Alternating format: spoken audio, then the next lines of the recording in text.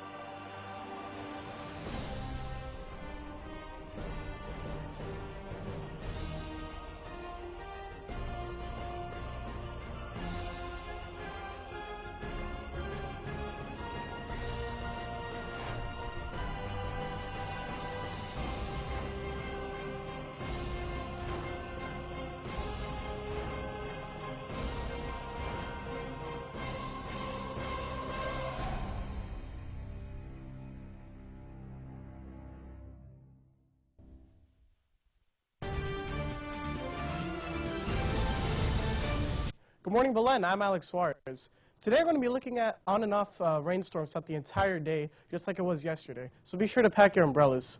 Now let's take a look at our today's forecast.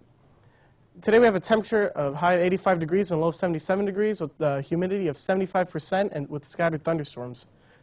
Now for your 3-day. On Wednesday, we're going to be looking at a high of 84 degrees, a low 76 degrees. Thursday, a high of 85 degrees and low 78 degrees. And Friday, a high of 87 degrees and a low of 79 degrees. That's all for weather. Now to Raleigh. Thank you, Alex, and good morning, Wolverine Nation. The middle school cross-country team ran 2 meets this past weekend at the Holy Rosary Invitational. In his 6th grade race, Daniel Lurigados was the top finisher for Belen by coming in 10th place. In the middle school race, Andrew Gonzalez was the top finisher for the Wolverines by finishing on 13th place at the FLRunners.com Invitational. And the teams took on 25 programs from around the state and scored 43 points to come in first place. Leading the team was Tommy Duque, who finished in 6th place. He was followed by Adrian Delgado in 10th place, Alexander Kuhn in 13th place, George Hernandez in 15th, and Benjamin Pasternak in 16th. With the win, the team qualifies for the state championship in late October. The Belen varsity golf team finished 5th out of the 16 teams in the Maverick Classic golf tournament played at the Jarcanda golf course with a score of 316. Leading the way for Belen was a junior Manu Romero and Ike Villa with scores of 74 and 80 respectively. The B team defeated Columbus junior varsity golf team by a score of 178 to 190. Belen was led by Andres Grande with a score of 40, followed by Sebastian Barcia and Carlos Iglesias with scores of 44 each. The middle school team did defeat Gulliver yesterday at Doral Red Course by a score of 166 to 211. Leading the way for the Wolverines was Robbie Lisama and Adrian Rodriguez with scores of 37 and 39 respectively. In varsity football, they will host Ferguson Senior High in a district game today. Game time is at 3:30 p.m. This is a rescheduled game. The 6th grade football team plays at Plantation today at 4:30. And now in volleyball, the middle school team plays St. Brendan and St. Teresa at the Timothy Gym. Game times are 4 and 6 o'clock. The varsity bowling team will play Southwest at Bird Bowl. Match time is 3:30 p.m. All interested in participating in the grade season of junior varsity soccer team 2017-2018 on October 23rd at 10 a.m. will be the first official tryouts of the season. For this year, there will be selected 22 players, and the team will be the base for the following year of varsity. In college football, all Florida teams got the dub this weekend, starting off with the Gators, who played Vanderbilt. Both teams played a tight game up until the half with a score of 17-17, coming off a beautiful throw from Felipe Franks to Tyree Cleveland, setting up the Gators for the tying field goal. After the half, it was nothing but Gators as they went on to put up 21 more points, with running back Malik Davis having a great game with 2 touchdowns. Unfortunately, however, it was announced that their starting quarterback, Luke Del Rio, will be out for the season with a shoulder injury that he suffered in the 2nd quarter. So hopefully he heals up soon. As for the Seminoles, they went up to play Wake Forest and got things going early. The Seminoles managed to force 2 turnovers early in the game, leading to field goals, keeping their score level with Wake. However, in the 4th quarter, with the game tied at 19, wide receiver Auden Tate came up huge in the end zone with a deep throw from James Blackman, sealing the win for the Seminoles. And finally, we saved the best for last. The Canes played Duke this past weekend and dominated by winning by a score of 31-7. Sophomore receiver Amin Richards has a great game, racking in 106 yards and a touchdown, followed by senior Braxton Barrios with a solid performance, also hauling in a touchdown early in the game. As for the Dolphins, well, they took on the Saints in London Saturday morning and reminded us all how much being a Dolphin fan hurts. The Fins looked good the first drive, moving all the way inside the red zone, only for Jay Cutler to throw an interception, landing the Dolphins in a hole they just couldn't get out of all game. The Fins couldn't get anything going offensively, which led to a tired defense giving up 20 total points. Next week, they'll hope to get a win against the Titans, who gave up a hard loss against the Texans this past weekend. And that's all for sports, guys. Back to you at the desk. Thank you, Raul. Be sure to follow us on YouTube, Twitter, and Facebook for all the latest news and pictures. I'm Brandon Lubin. And I'm Marcos Solados. And from everyone here at WBLN, have a wonderful day and stay golden, Wolverines.